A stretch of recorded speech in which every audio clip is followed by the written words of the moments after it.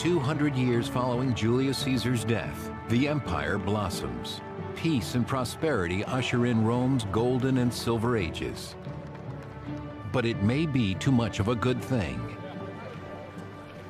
The peace had, of course, allowed Rome to concentrate their economic energies inward, away from military affairs. And it's this that may have produced the sort of general air of prosperity and flourishing of arts. It may also, however, have had various pernicious side effects. The people, as they became used to not fighting, found themselves subsequently reluctant to fight. They may have left themselves somewhat less prepared than they otherwise would have been. But barbarians along the frontier, ever restless, continue to probe and raid, seeking weak spots on the empire's immense borders. By 160 AD, the border stretches across 3 continents, and 400,000 soldiers protect the 50 million people lucky enough to live inside. Back in Rome, the young heirs to the imperial throne live a comfortable life in their father's palace. Their names are Marcus Aurelius and Lucius Verus. Plucked from separate aristocratic families while still boys, both are adopted by Emperor Antoninus Pius, who has no sons of his own. The princes could not be more different, according to 3rd century historian Cassius Dio. Marcus was often frail of health and devoted the greater part of his time to letters. Verus, on the other hand, was a vigorous man of younger years.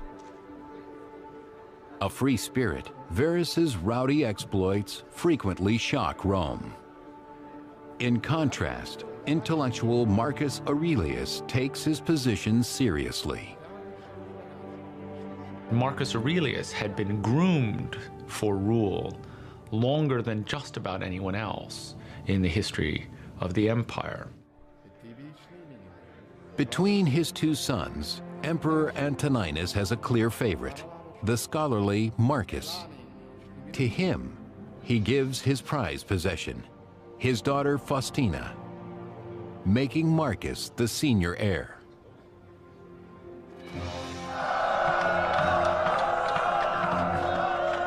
In 161, when the Emperor Antoninus dies, Marcus and Verus claim the throne, supported and approved of by the emperor's personal army, the Praetorian Guard.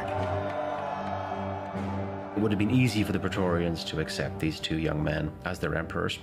Of all the troops of the empire, the Praetorians would have known them, because they were stationed in Rome, and they would therefore have been guarding the palace, and they would have had interactions with these 2 princes over many years.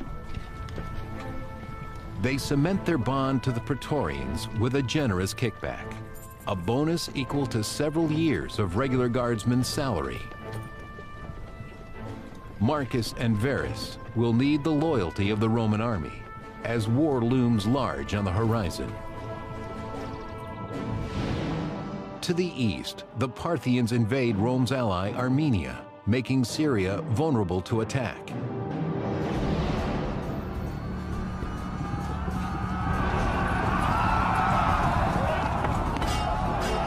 Classical historian Cassius Dio. The Parthian general hemmed in the Romans on all sides, striking them down and destroying the whole force, leaders and all. The fighting is savage, and Roman forces cannot hold against the Parthian assault.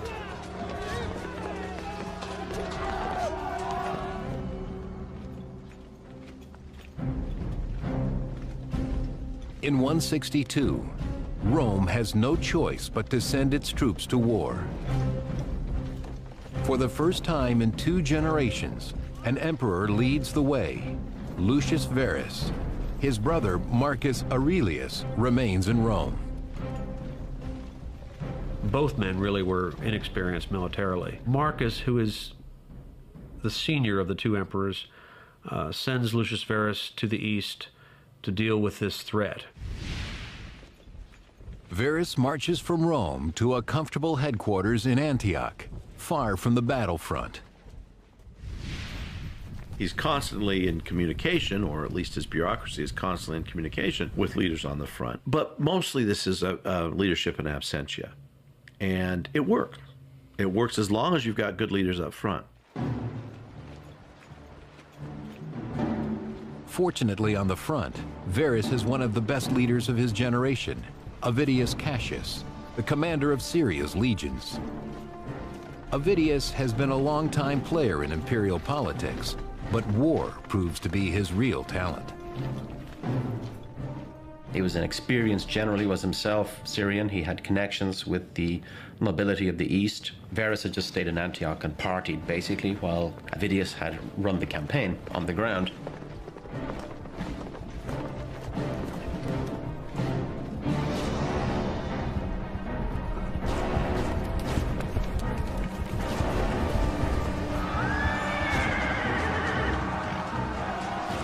Avidius masterminds a string of victories that take the Romans into the Parthian heartland, face to face with their enemy. The real killing that Roman soldiers did came at arm's length. That frightened everybody. To keep fighting at arm's length when your enemy is there with a sword or an axe, and you can't tell what's going on behind you or to the side of you because you're wearing a helmet. You can hardly hear and you can only see straight ahead. It required courage and dedication and overcoming your fear to an overwhelmingly amazing degree. Over the next 3 years, Avidius and his troops make a brutal sweep across Parthia.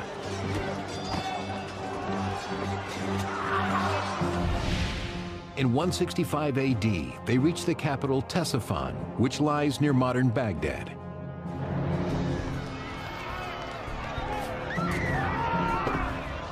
The Romans cruelly ravaged the ancient city. Classical historian Cassius Dio. When the Parthian king was deserted by his allies, Avidius pursued him into Ctesiphon and razed his palace to the ground. The looting gets out of hand. While plundering the temples of the local gods, the soldiers steal sacred vessels and other treasures. It's an abomination to violate temples. Divine punishment for the crime comes swift and furious. The soldiers contract a deadly disease from their Parthian victims, possibly bubonic plague.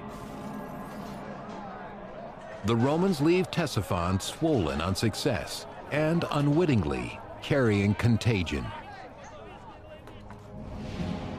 Having conquered Parthia and secured the Eastern Empire, Avidius and Emperor Verus returned to Italy.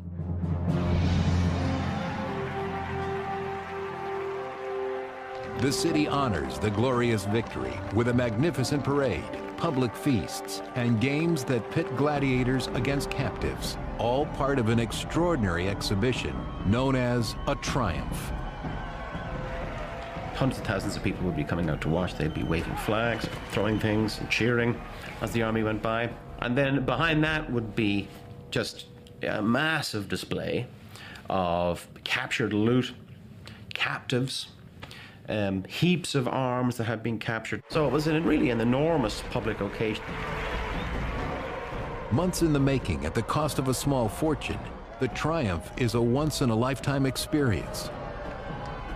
Verus celebrates with his new bride Lucilla, the daughter of his brother and co-emperor Marcus. When Marcus Aurelius and Lucius Verus celebrated this triumph in the 160s, the whole generation had been born and had reached middle age and had never seen a triumph. So it was a huge event. It would have been a major event.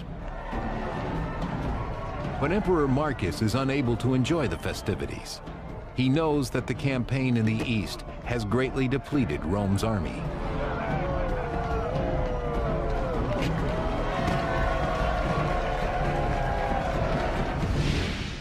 And even as Rome parties, savage barbarians prepare to attack the reduced defenses on the empire's northern frontier.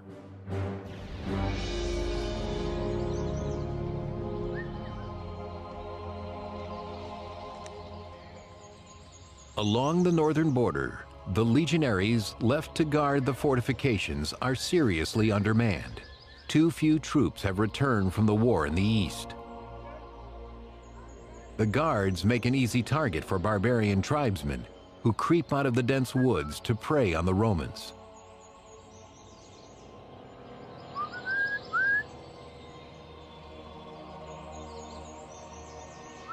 The fighting abilities of the Germans in the 2nd century had grown proportionally, astronomically, compared to the initial encounter between Germans and Romans that went all the way back into the 2nd century BC.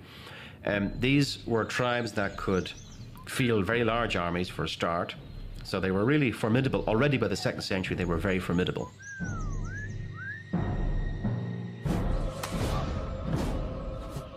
Out on the edges of the empire, soldiers are mercilessly cut down. The dark forests of Germania become their tomb.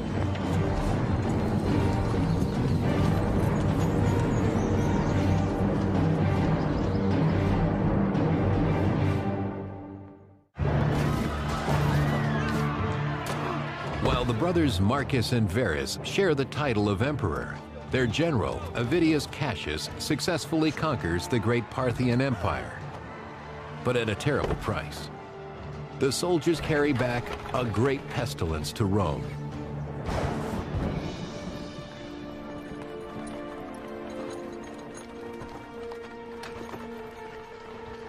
The Parthian War of Marcus's adopted brother, Lucius Verus, seems to have been responsible for bringing back some form of plague into the Mediterranean basin, which led to simply untold devastation of the population of the empire. Some very, very large percentage of the Roman world died off in the reign of Marcus Aurelius.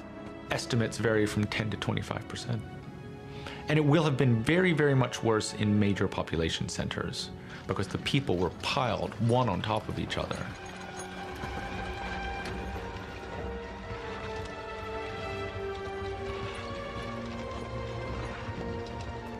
Charlatans prey on the people's fears, selling bogus herbal charms to ward off disease.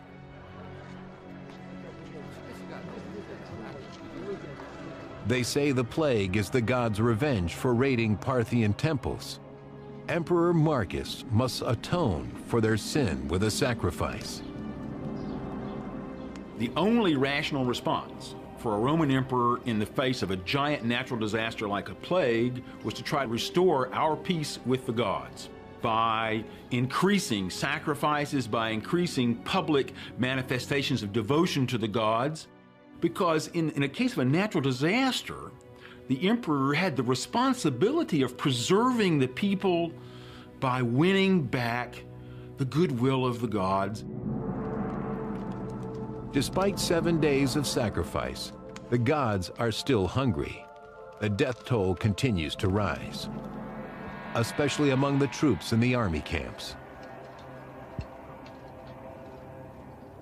So a lot of experienced soldiers would have been lost, and large numbers of the civilian population. So it was hard to rebound quickly.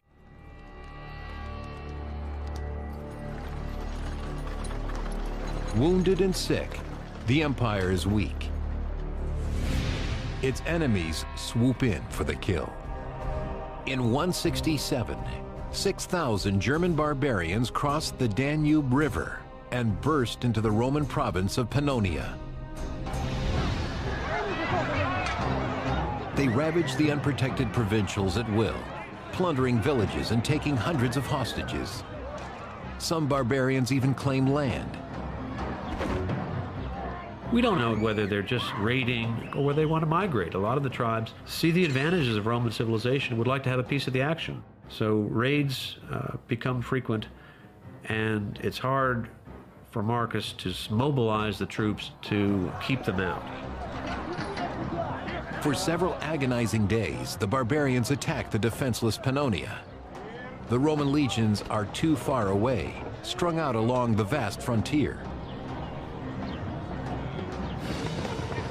When the legionaries arrive at last, the ferocity of the Germans nearly overwhelms them. I suspect that a lot of them would have had imitation style or even captured Roman equipment. So I think a German army of the time of Marcus Aurelius would have presented quite a formidable facade. Just as the first wave falters, more Roman troops arrive from other points along the border. Their well-timed cavalry assault, coupled with fresh infantry, forces the barbarians to retreat.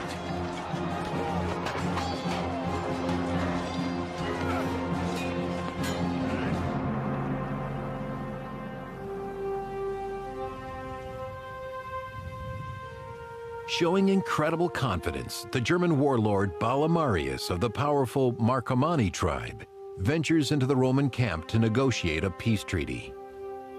Surprisingly, he represents not only his own people, but 10 other tribes as well. This unified front spells a new type of danger for the empire. The German threat that Marcus faced was different from the one that had been faced by earlier emperors. They've become more organized. Their societies have changed, probably by influence and exposure to the Romans. There's a great irony there.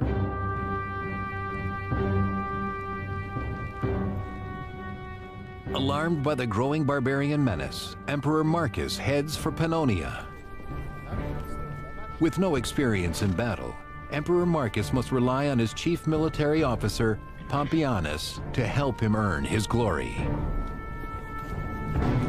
German raids had gone across the Danube, stealing cattle, stealing slaves, stealing goods for centuries. Why now does Rome actually decide it's going to lead an expedition, a punitive expedition against these Germans?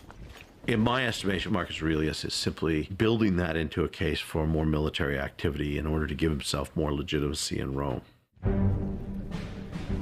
Though Marcus's brother, Emperor Verus, also joins the campaign, he is drunk and unwell.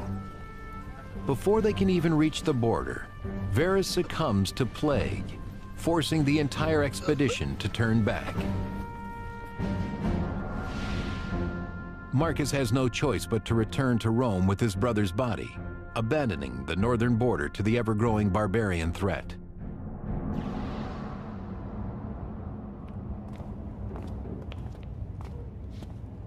He returns to a court facing its own crisis. The empire's many wars have exhausted the royal treasury.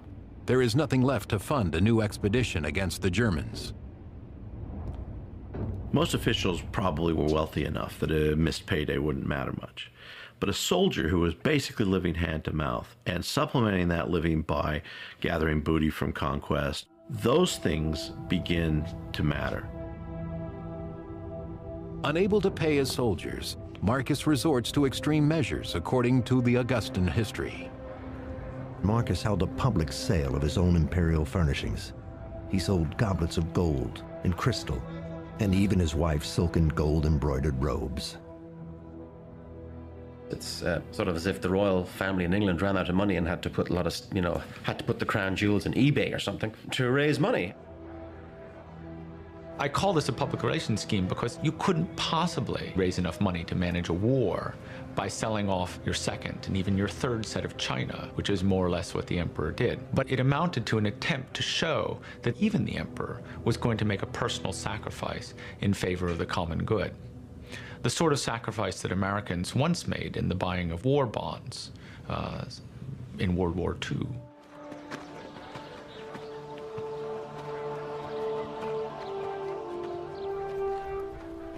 Marcus's recruiters hope the money will help lure new soldiers for the German war, but the call to arms gets few takers. The Roman Empire was suffering a huge drain in manpower and economic power, and this may well have made people reluctant to sign up and left families terribly, terribly reluctant to send off healthy young males to war. Resurgent attacks of plague also stretched the empire's resources to the limit. Scandalously, Pompeianus, Emperor Marcus's chief military advisor, turns to the dregs of society, as the Augustan history reports. They armed gladiators and turned the bandits of Dalmatia into soldiers. They even trained slaves for military service. Pompeianus is appalled by the quality of recruits, but before he can prepare this ragtag army for war, disaster strikes on the empire's border. In 169, swarms of German warrior bands attack Roman provinces on the Danube. Marcus and Papianus must lead their new legions north to Germania, ready or not.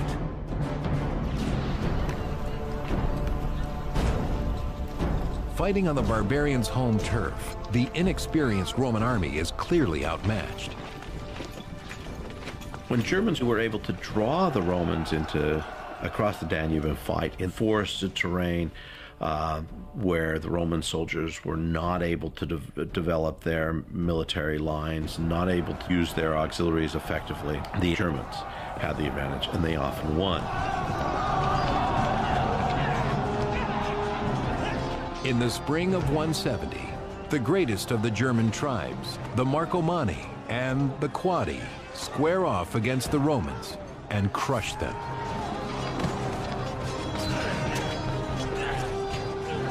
Marcus Aurelius is definitely something special, but does that mean that he's a good leader? How effectively can you lead the troops in the battle? The fact is that Marcus Aurelius's record there is not good. Marcus's first major battle results in the massacre of 20,000 Romans. It is the worst Roman defeat in a century. Emperor Marcus Aurelius leads his first army to battle against the Germans and fails utterly. Then disaster strikes behind him. While Marcus is bogged down on the Danube, other Germans push into Italy itself.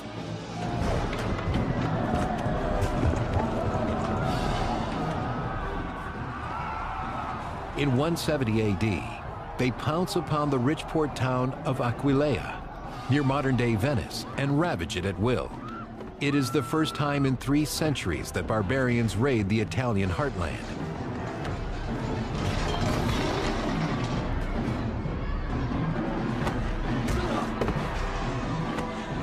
They're fierce, they're cruel, they're barbarian, and they probably conjure up in the Romans' mind images of the Gauls coming into Rome in the 4th century BC. The threats of the Cimbri and the Teutones in the late 2nd century BC. The Romans particularly fear these individuals coming to Italy. With Rome in the grips of terror, Emperor Marcus Aurelius must act quickly to vanquish the enemy once and for all. He moves with his army north along the Danube and prepares to invade the lands of the powerful Marcomanni tribe.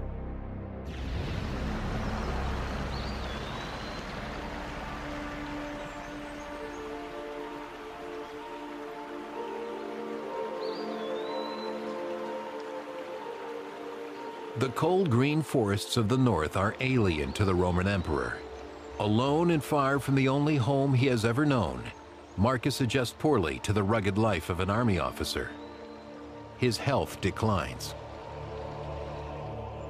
We know that the famous ancient doctor Galen was Marcus's personal physician for a time. And we know that Galen prepared a medicine for him to take every day, both to treat current illnesses and to stave off future ones. In particular, plague, which continues to devastate his troops. With death constantly on his mind, Marcus records his innermost thoughts in a journal known as the Meditations. It is still in print today and reveals a man grappling with his fate. Do not act as if you were going to live 10,000 years. Death hangs over you. While you live, while it is in your power, be a decent man. Philosophy gives him a way of dealing with the crises, of dealing with the unpleasant things he has to face on a daily basis along the Danube. The solitude of the deep German woods is a far cry from the chaos and bloodshed Marcus will meet on the battlefield. He launches a series of military strikes in the lands of the most dangerous tribes, the Sarmatians, the Quadi, and the Marcomanni.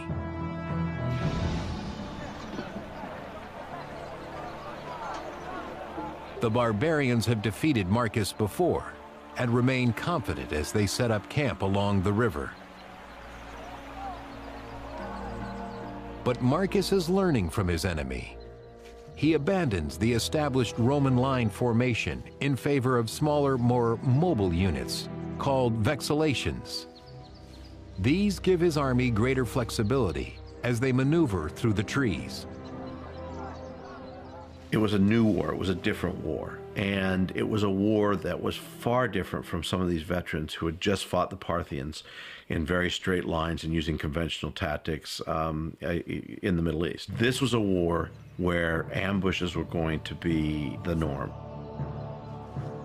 When the barbarians least suspect it, the Romans swoop in.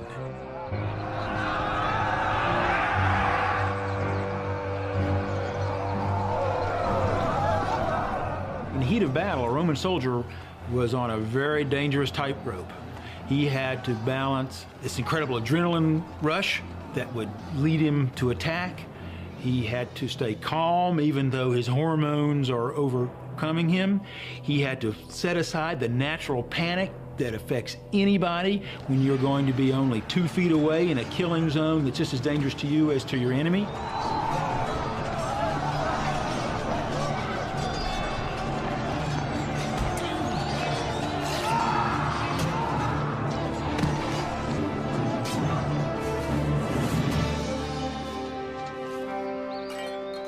At last, the ailing and inexperienced Emperor Marcus can claim a victory on German soil.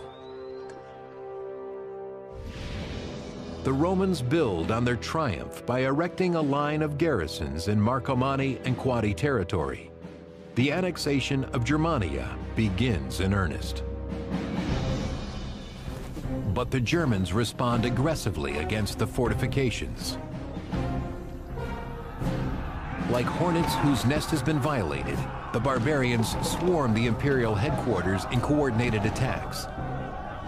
The Germans that came out of the forests against Marcus Aurelius are not howling savages dressed in bearskins with wooden shields and big axes like we see in Hollywood. They had been dealing with the Romans now for 2 centuries. They had learned their techniques, they'd observed their equipment, so they knew how the Romans fought.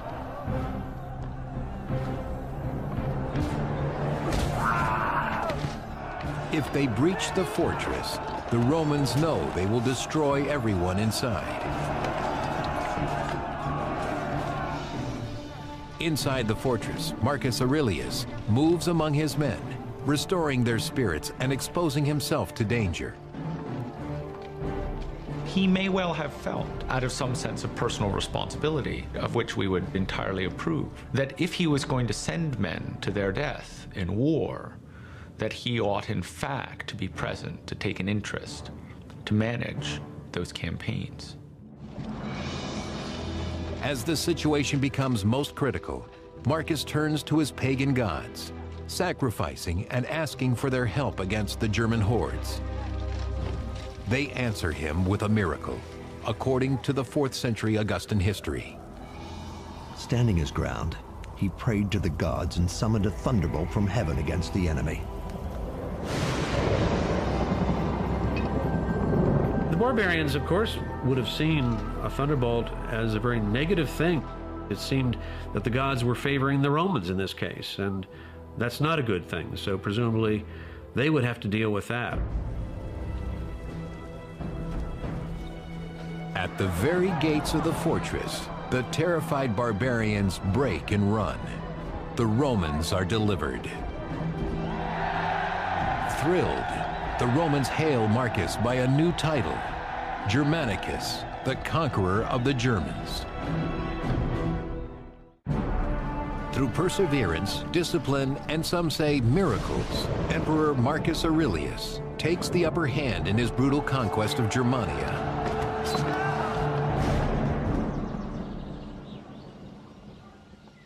Even the peaceful German farming communities are not safe from Marcus's wrath. The Romans prove their mastery by the edge of their swords.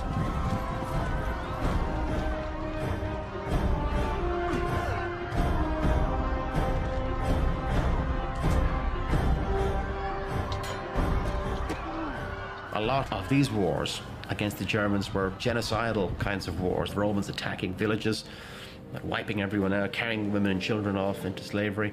We see soldiers bringing heads of defeated enemies to get rewards. The Romans record the ugliness of the conflict on a towering monument, which commemorates Marcus's German campaigns.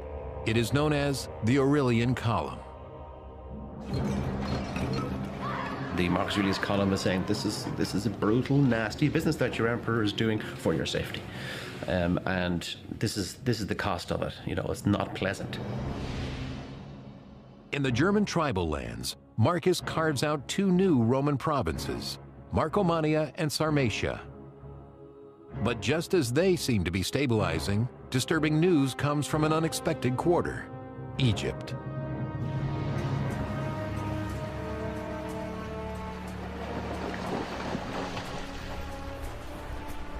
Egypt was one of the most important territories in the Roman Empire because it was so rich. There were sort of fears that somebody who controlled Egypt might threaten the entire empire. These fears prove well-founded when Egyptian rebels lead a bloody revolt against their Roman leaders. The terror in the desert only increases.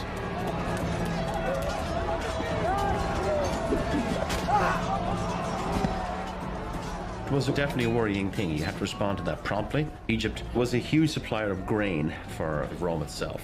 So a person who controlled Egypt could put the squeeze on the food supply for the plebs and the populace in the city of Rome, and they would in turn obviously put pressure on the emperor to do something about it. In 174, Marcus sends to Syria, where he has 3 legions stationed. He directs them to Alexandria, Egypt. At the head of the avenging army rides one of Marcus's oldest and most trusted friends, Avidius Cassius. Marcus Aurelius designated a famous and successful general under his command, Avidius Cassius, to have an overarching command in the eastern half of the empire. Superordinate to provincial governors.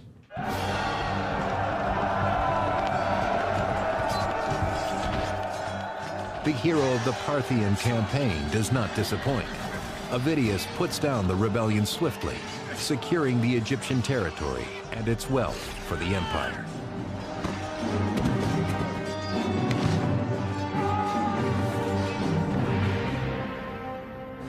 But along the empire's northern border in Germania, the enemy is much more elusive.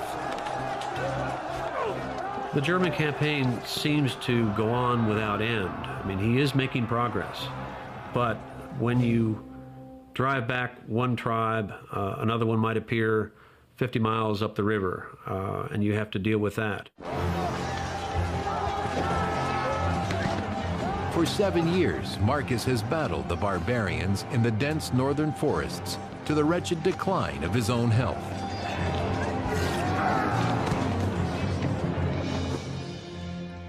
In 175, he falls ill on the German frontier. Whether it is plague or ulcers, his death seems imminent.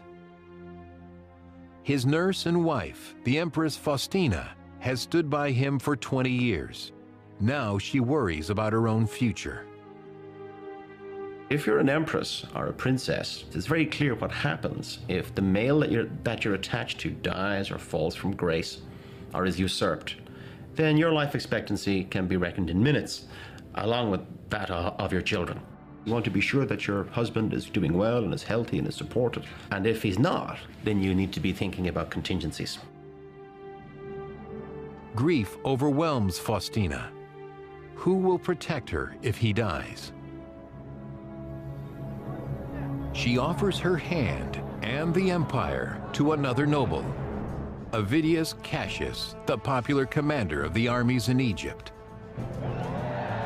Eager to gain the glory he knows he deserves, Avidius leaps at the chance to become emperor.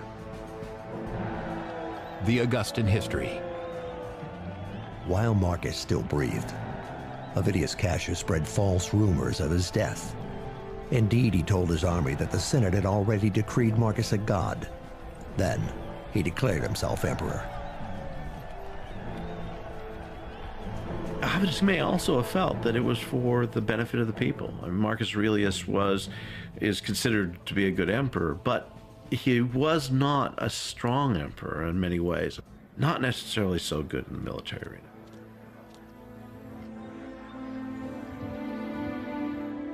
Yet just as Avidius claims the throne, Marcus recovers from his illness, putting both men in an impossible position. What do? You can't say, listen, I'm sorry about that claim on the throne business. It was a bit of a mistake, rush of blood to the head. Can we move on? Once you'd staked your claim, you had declared your intention to be emperor. You'd always be suspected from that point on.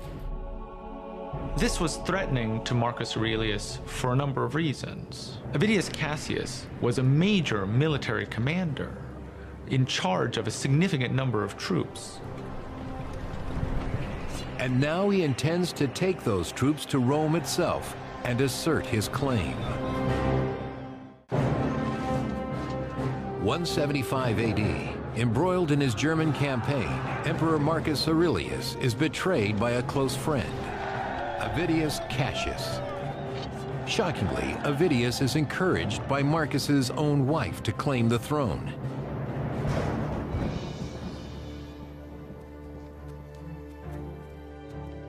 Marcus must crush the revolt of Avidius Cassius. He must deal with the betrayal by his wife. But knowing he may die in the struggle to come, he proclaims his own son, Commodus, as his heir. Commodus was not then old enough to be a significant power broker in his own right. Marcus Aurelius does not ever seem to have considered anyone other than his son to succeed him. Having been spoiled in the indulgences of his royal youth, the boy has yet to prove his character or worth as a soldier, but he is Marcus's only son. The choice will not be a good one for Rome.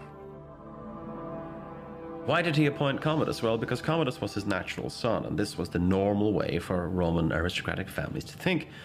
It had always been the case that Roman upper-class senators and aristocrats had promoted themselves over many generations. With his son's position secured, Marcus turns now to the wife who betrayed him to Avidius Cassius. Astonishingly, he forgives her. Marcus did not punish Faustina afterwards. He was a very intelligent man and understood, perhaps, after a heart-to-heart with her, what her motives were. He didn't in any way put her aside or divorce her or in any way dishonor her. As his troops prepare to march against the armies of Avidius Cassius, a messenger approaches, sent by Avidius's soldiers. They have ousted the usurper, hoping to avoid the true emperor's revenge. They know the price of treason. The usual course of action would be for rounds of denunciations, interrogations, tortures, exiles, executions, forced suicides. The messenger bears a grisly gift, the head of Avidius Cassius, once his great friend. Historian Cassius Dio. Marcus was so greatly grieved at Avidius's death that he could not bring himself to even look at the severed head of his enemy.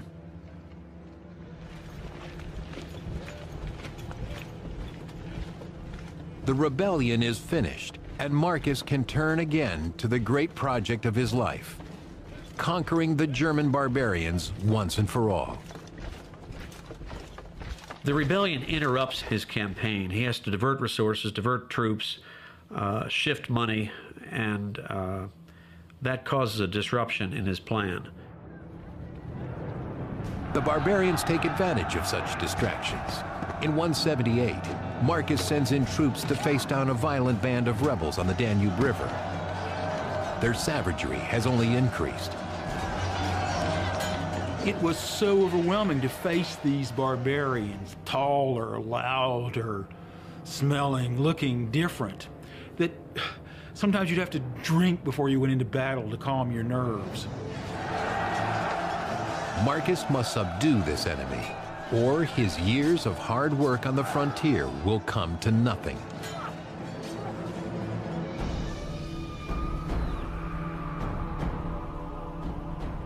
The aging Marcus isolates the rebel leaders and has them brutally put to death. He believes that just one more season of campaigning will bring the conflict to an end. The German wars of Marcus Aurelius would turn out to be extraordinarily long and protracted. But it was not clear that it was obvious to Marcus or to anyone else that they would be so from the start. Now almost 60, Marcus hopes that his son and heir, Commodus, will carry on his battle against the Germans, a struggle that has taken the best years of his life. Marcus Aurelius had trained Commodus, took him with him on his campaigns, but he was just too young. I don't think Marcus Aurelius fully realized what kind of emperor Commodus would have become. But in his role as co-emperor, the boy has become lazy, with no interest in hard-won victories, as unlike Marcus as a man could be. Still, he is by his father's side when Emperor Marcus Aurelius succumbs at last, probably to the same ruinous plague that claimed his brother.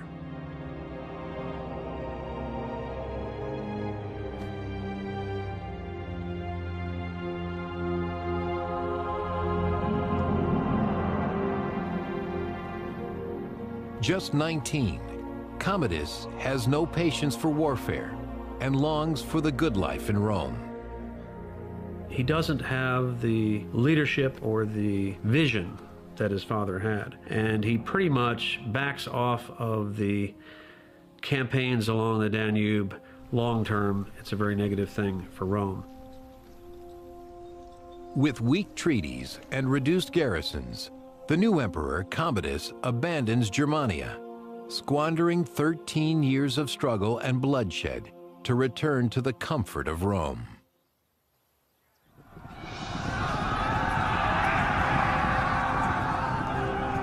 Without the vigilance of Emperor Marcus Aurelius, the great Roman Empire fights a losing battle against the barbarian swarm.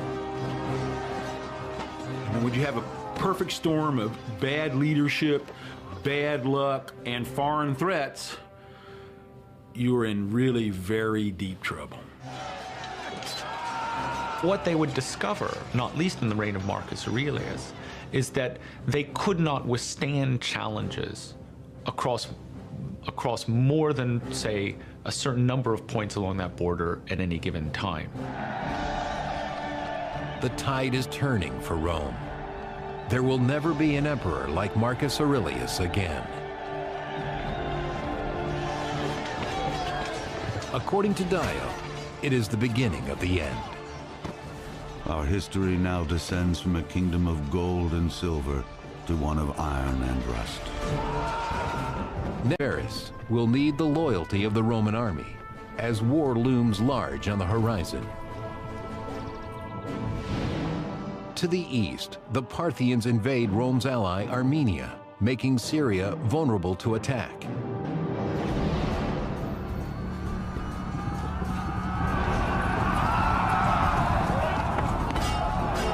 Classical historian Cassius Dio.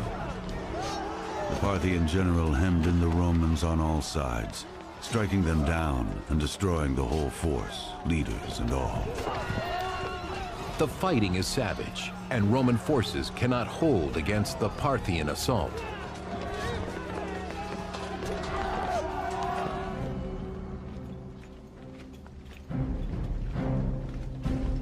In 200 years following Julius Caesar's death, the empire blossoms. Peace and prosperity usher in Rome's golden and silver ages. But it may be too much of a good thing.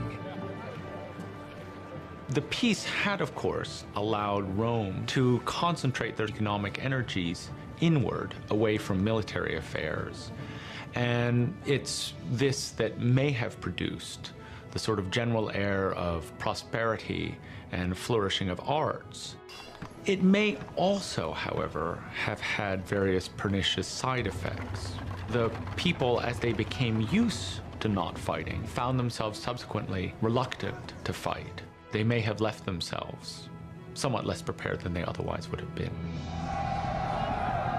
But barbarians along the frontier, ever restless, continue to probe and raid, seeking weak spots on the empire's immense borders. By 160 AD, the border stretches across 3 continents, and 400,000 soldiers protect the 50 million people lucky enough to live inside. Back in Rome, the young heirs to the imperial throne live a comfortable life in their father's palace. Their names are Marcus Aurelius and Lucius Verus. Plucked from separate aristocratic families while still boys, both are adopted by Emperor Antoninus Pius, who has no sons of his own. The princes could not be more different, according to 3rd century His, the senior heir.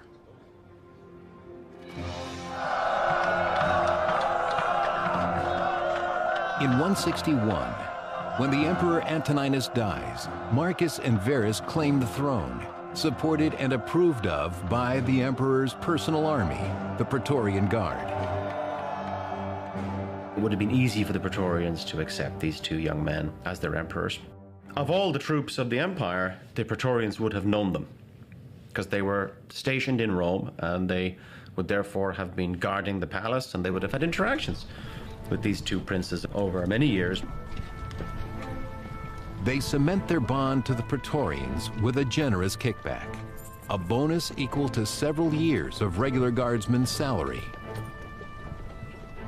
Marcus and historian Cassius Dio. Marcus was often frail of health and devoted the greater part of his time to letters. Verus, on the other hand, was a vigorous man of younger years. A free spirit, Verus's rowdy exploits frequently shock Rome. In contrast, intellectual Marcus Aurelius takes his position seriously. Marcus Aurelius had been groomed for rule longer than just about anyone else in the history of the empire. Between his 2 sons, Emperor Antoninus has a clear favorite, the scholarly Marcus. To him, he gives his prized possession, his daughter Faustina, making Marcus